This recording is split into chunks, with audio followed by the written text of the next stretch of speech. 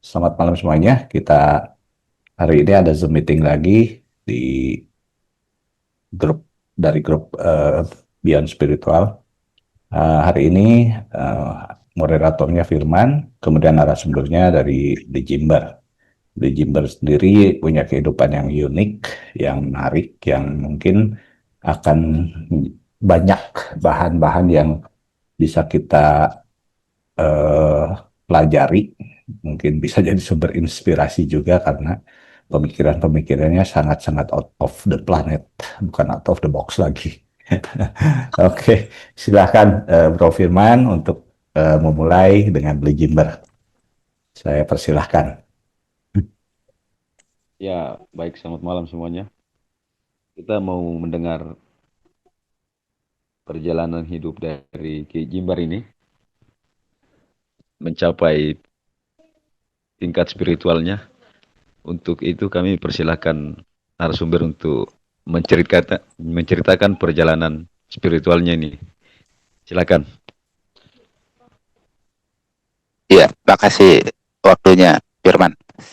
Kalau berbicara masalah perjalanan spiritual itu ya, saya sebagai orang Bali, sebenarnya itu sudah dimulai dari begitu menyadari diri gitu.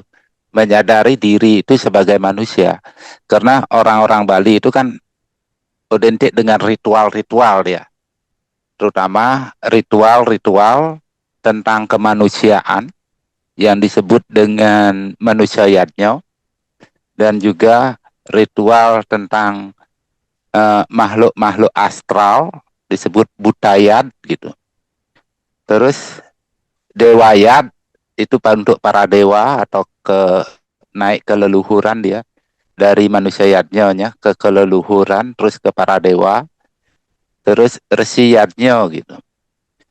Resi yadnya itu adalah yadnya kepada para guru, kepada orang-orang suci atau tetua-tetua gitu. Nah, dari pengalaman seperti itulah saya dari kecil itu banyak bertanya-tanya kepada kakek, kepada bapak gitu. Kenapa harus begini? Kenapa harus begini? Di mana orang-orang Bali dan sampai detik ini juga orang-orang Bali itu jarang yang bisa menjabarkan apa yang mereka lakukan. Karena Hmm. istilahnya guguan tuon gitu. Jadi mengikuti aja apa yang telah diajarkan oleh atau diwarisi oleh leluhurnya dari dulu gitu. Tanpa mereka itu mengetahui apa makna dan tujuan di balik itu, nggak ngerti mereka. Tapi mereka akan mengerti ketika mereka sudah menjalani gitu. Karena di situ menggunakan rasa dia. Makanya orang-orang Bali ketika dia melakukan sebuah hiyatnya, sebuah upacara itu kadang kebablasan. Kebablasannya di eh, kelihatan wah gitu. Banyak menghabiskan biaya dana seperti itu.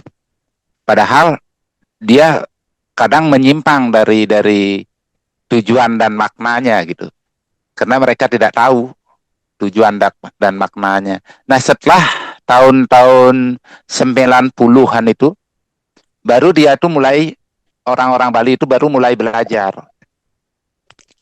gitu. Tapi kalau saya dari umur yang saya ingat tuh dari semenjak ingat berapa sih usia manusia itu mulai ingat itu ya sekitar 4 tahun, 4,5 tahunan itulah. Karena Ya, pencahariannya tentang sosok seorang ibu. Karena kan saya dari kecil itu ditinggal oleh ibu gitu. Di mana kakek, nenek, buyut selalu bercerita kalau ibu saya sudah meninggal dan meninggalnya maaf nih, katanya gantung diri gitu.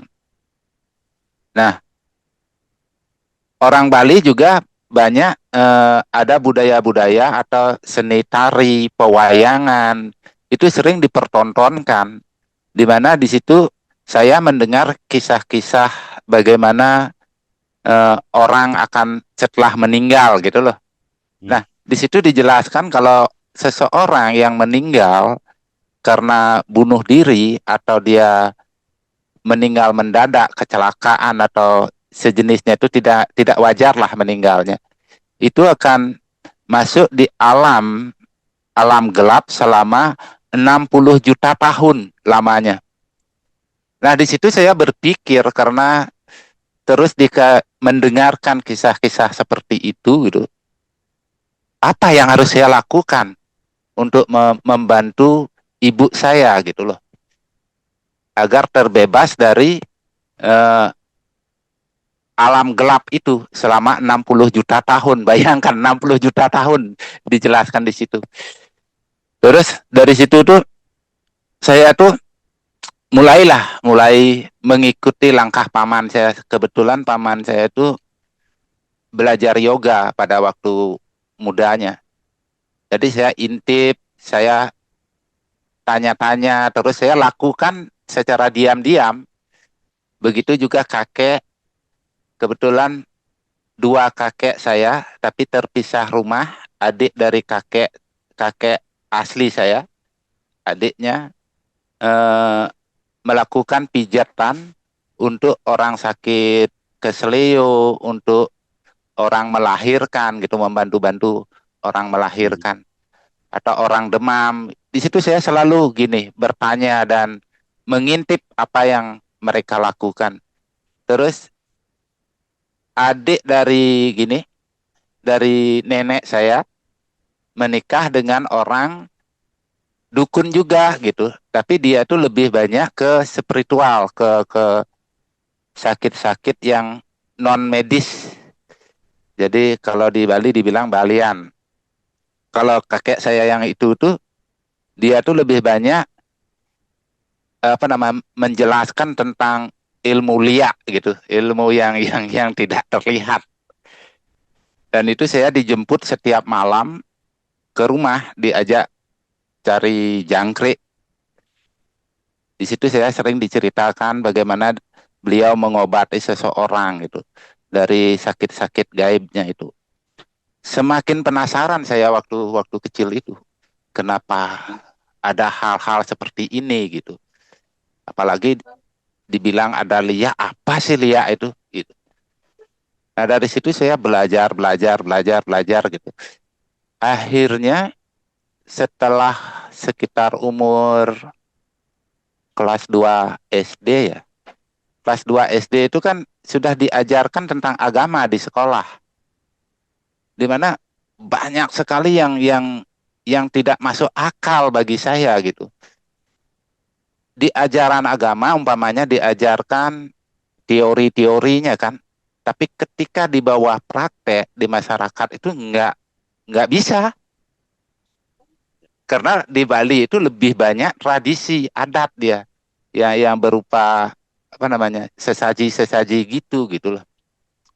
Wah, makin berontak otak saya tuh dalam umur umur segitu gitu. Akhirnya saya melakukan yoga, samadhi, meditasi gitu.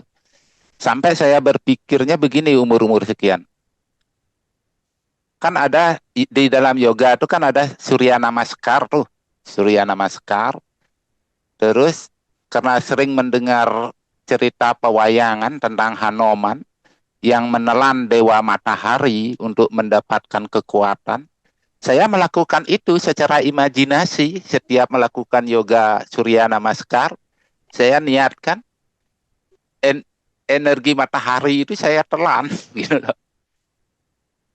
Saya telan, saya masukkan ke dalam tubuh, dan saya merasa kebingungan di sana. Kebingungannya gimana? Ketika ketemu dengan orang-orang yang dinyatakan bisa ngeliat oleh masyarakat di kampung ini, saya datangi orang-orang yang dibilang bisa ngeliat, di mana masyarakat lain itu takut untuk menghampiri orang-orang bisa ngeliat gitu loh. Tapi saya waktu kecil itu biasa makan bersama mereka, bahkan saya minta apapun yang saya minta. Jadi orang-orang bingung dengan saya waktu itu. Maka saya dijuluki paling nakal lah waktu kecil. Dan saya juga suka naik pohon tuh karena ingin melihat surga. Itu. Karena ibu saya kan dibilang ada di langit, ada di gunung, ada di laut. Jadi saya suka naik itu, naik-naik pohon sampai jatuh.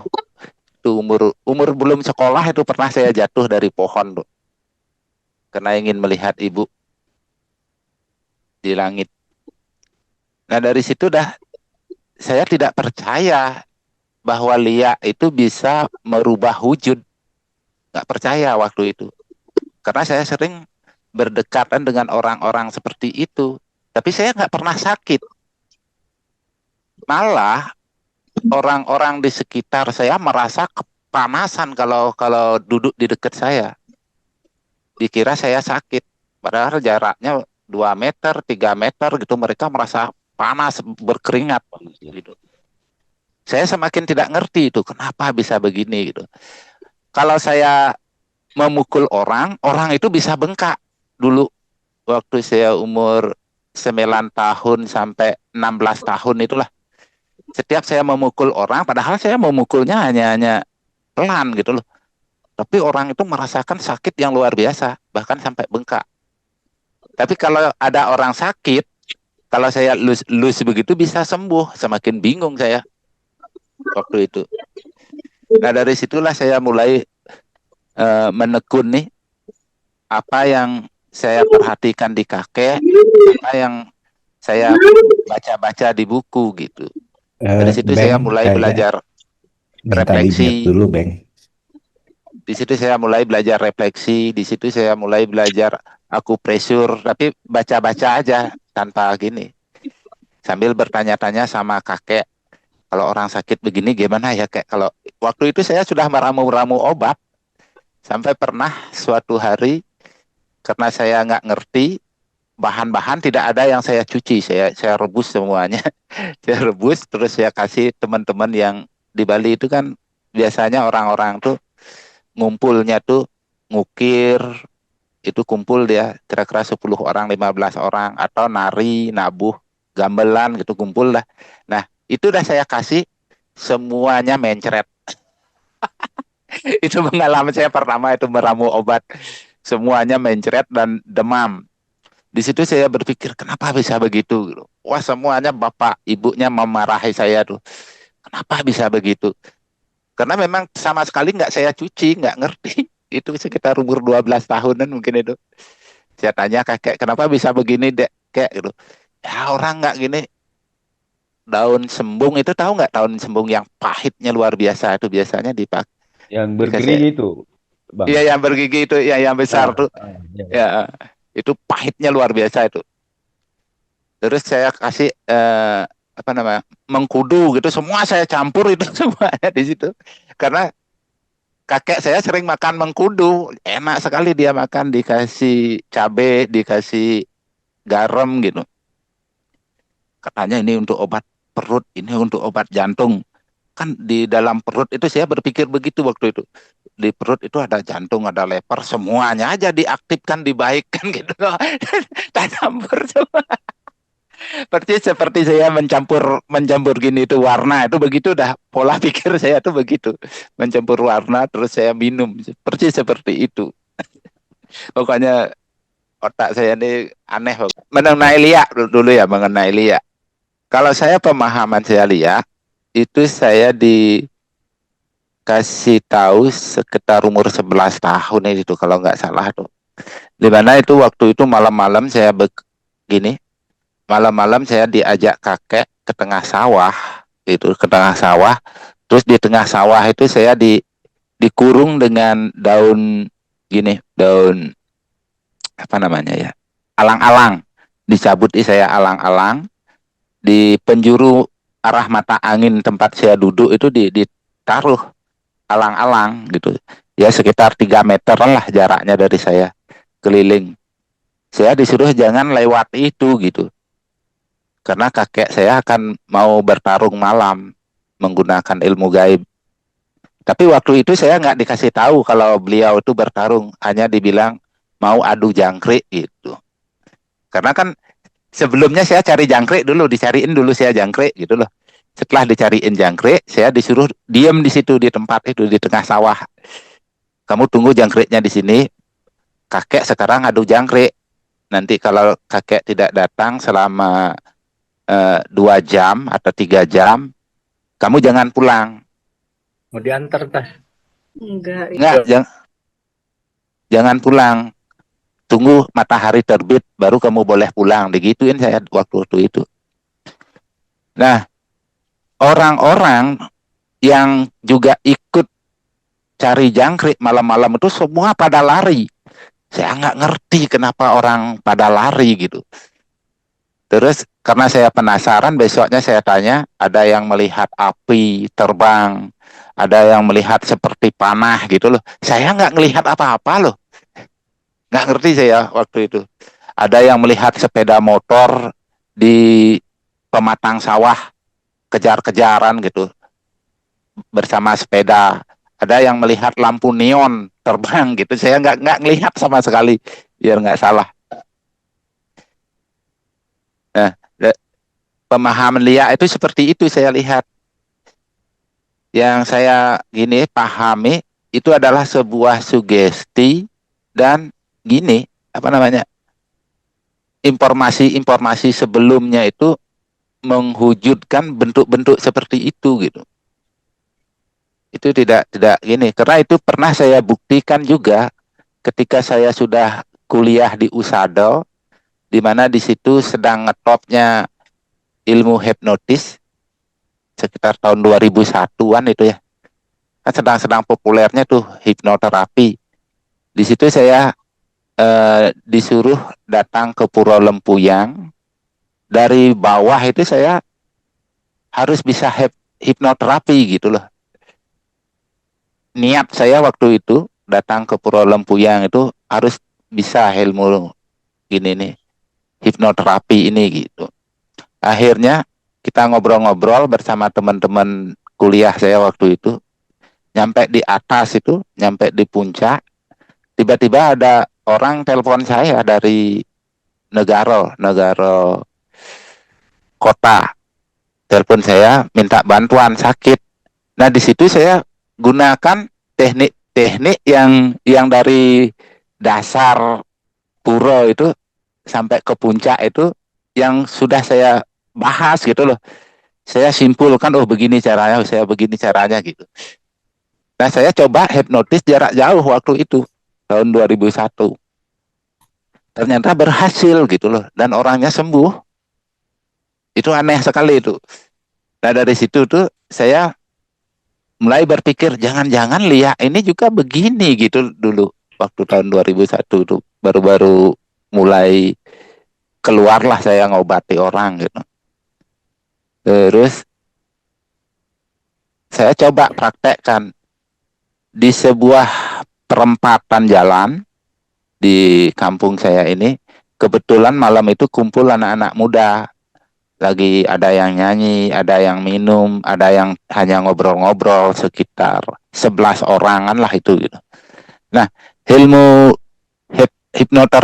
hipnoterapi itu saya coba menghipnotis mereka semua. Ternyata bisa, mereka semuanya tertidur, dan saya suruh nari di sana. Di perempat itu saya suruh nari, mereka nari semua, menari. Ada yang nari celulu, ada yang nari seperti apa namanya, kera dan lain sebagainya lah. Ada yang lompat-lompat gitu. Terus ada orang lewat, kebetulan orang-orang lewat tuh tahun-tahun itu kan nggak banyak sepeda motor ya, hanya orang-orang kampung. Orang lewat lari, orang-orang yang lewat itu ada yang lari apa namanya, lari pakai kaki, ada yang lari pakai sepeda motor yang nggak berani mereka deket gitu. Karena saya tahu orang-orang yang lari itu, saya ambil apa, saya cari besoknya, saya tanya apa sih yang menyebabkan dia lari tadi malam. Ada yang melihat itu monyet sedang gini, ada yang melihat celulu, ada yang melihat pocong gitu loh. Kan aneh, padahal itu orang-orang teman-teman saya itu yang gini. Padahal mereka nggak belajar liak kan. Tapi orang-orang melihat seperti itu. Nah, di situ saya simpulkan bukti atau informasi yang mereka terima sebelumnya bahwa di tempat-tempat seperti perempatan, pertigaan, kuburan itu adalah tempat-tempat angker yang banyak ada hal-hal seperti itu gitu loh di situ. Nah, sugesti yang pernah mereka terima itulah yang membentuk wujud-wujud itu gitu loh. Karena saya saking penasaran, pernah juga saya coba, saya menghujudkan sesuatu di suatu tempat di bawah pohon, bentuk pocong dan kuntilanak gitu loh. Nah, saya ajak juga teman ke sana pertama kali. Saya bilang bahwa di sana itu ada hal seperti itu. Kenyataannya dia melihat hal seperti itu di situ gitu. Akhirnya disebarkan ke seluruh masyarakat. Akhirnya sampai sekarang itu tempat itu diyakini ada hal seperti itu. Nah, di situ juga saya berpikir bahwa sesungguhnya di dalam hidup ini yang kita lawan itu adalah pemikiran-pemikiran orang atau pemikiran-pemikiran pendahulu kita. Itu sesungguhnya yang kita lawan. Kalau kita kalah, kita yang terdoktrin. Kalau kita menang, kita yang bisa mendoktrin atau menyampaikan sesuatu yang bermanfaat untuk seterusnya gitu. Nah, dari situ juga setelah itu kan saya belajar tentang apa namanya Ayurveda, di mana Ayurveda itu ada 3 pembentuk hidup itu, yaitu apa namanya udara, api, dan air gitu loh. Kalau ada 3 komponen ini, pasti itu bisa hidup gitu loh. Unsur tanah masuk dia ke api dan air, unsur udara masuk dia ke angkasa gitu, akasa. Berarti itu 5 unsur sebenarnya, tapi unsur akasnya masuk ke udara, unsur tanahnya masuk api dan air gitu. Pita, kapa, apalagi satu namanya dulu Pak saya. Seperti itu. Nah, dari Vata situ ya. juga ya pita Pita, ya pita. vata, Pita. Ya pata. pita. Ya, dari situ juga saya bisa mengendalikan sepeda motor dan mobil. Karena ini kan hidup dia. Kalau ini bisa bergerak, bisa hidup, berarti ada unsur api, unsur air, dan unsur udaranya yang menyebabkan dia hidup gitu loh. Kalau saya tersesat, kalau saya gimana, saya ajak ngomong itu sepeda motor. Saya ajak ngomong, kamu ada unsur-unsur seperti ini, saya mau ke Karangasem misalnya, antarkan saya ke rumah si A, si B gitu loh. Bisa nyampe, itu lucunya. Bahkan minyaknya sedikit, itu bisa nyampe pas di depan rumah orang, itu bisa habis gitu. Bahkan kemarin kan saya jalan-jalan sama Hidden Kling. Setiap mau lewat, kalau saya sudah mau salah jalur, saya udah dikasih tahu, ini jalur kamu salah. Langsung saya bertanya, karena kalau saya sendiri, saya pasti langsung ikuti kata hati saya. Tapi kalau ngajak orang banyak, biar lebih pasti, saya tanya juga ke orang masyarakat di sana gitu loh. Nah, saya tanya, tapi sebelumnya saya udah bilang sama Hidden Kling, ini udah lewat kita udah lewat beberapa meter, ini jalannya salah nih, coba ya kita tanya gitu. Sampai 3 kalian begitu. Oh, Ki, ini lewat nih Ki, yuk kita tanya Ki, biar nggak jauh lewatnya gitu. Seperti itu, selalu bisa bisa komunikasi dari tiga unsur ini gitu. Di mana ada 3 unsur ini, bisa diajak ngomong dia, ada kesadaran di situ gitu. Seperti itu sih gininya, nanti boleh tanya-tanya lagi. Perjalanan saya itu seperti itu. Yang intinya yang saya dapat, ada kerinduan satu, ada cinta, ada kerinduan. Itu kan adanya sama ibu saya. Saya rindu akan ibu saya cinta akan ibu saya, tapi ibu saya nggak pernah saya ketahui gitu. Rupanya, apa nama suaranya itu nggak pernah. Nah, saya masuknya dari situ, Prof. Masuk ke spiritualnya, Prof. Seperti itu. Silakan. Ya, begini saya tambahkan sedikit ya, Beli. Saya ada kemiripan sedikit juga ini, Bang. Saya masuk di dunia spiritual ini itu karena bapak saya juga meninggal. Pas lagi adik saya mau menikah ini besok, tiba-tiba bapak saya meninggal malam. Jadi saya itu hampir sama lah dengan Beli, terjun ke dunia ini spiritual ini karena ada luka ya semacam seperti itu. Saya bahkan mengatakan bahwa dunia ini kok tidak adil buat saya. Karena pas mau acara seperti itu kok tiba-tiba orang tua saya diambil dalam itu waktu kecelakaan.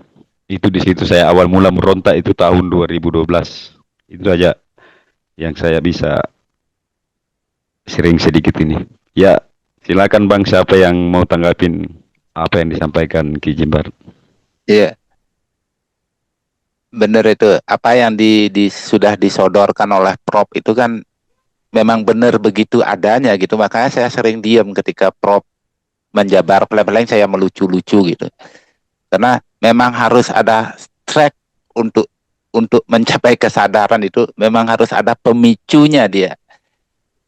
Mesti ada. Lanjut yang lain.